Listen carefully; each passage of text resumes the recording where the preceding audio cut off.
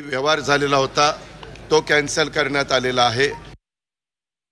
Koregaon park जमीन व्यवहार अखेर रद्द। उपमुख्यमंत्री अजित पवारांची घोषणा। झी24 तासच्या बातमीचा महा इम्पॅक्ट।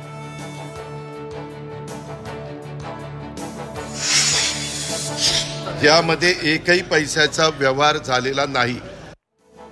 पुणे जमीन प्रकरणामध्ये 1 रुपयाचाही व्यवहार झालेला नाही। अजित पवारांचा मोठा दावा।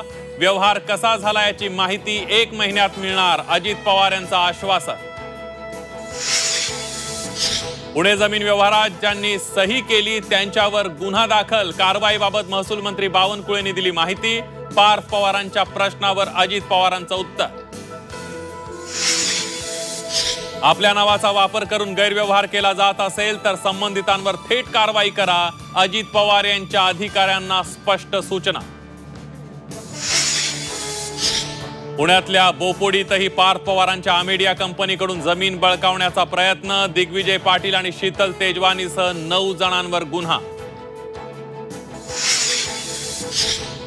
4 महिन्यांपूर्वीच अजितदादांनी प्रकरण थांबवलं असतं तर ही वेळ आली नसती। राधाकृष्ण विखे पाटलांचा अजित पवारांना टोला।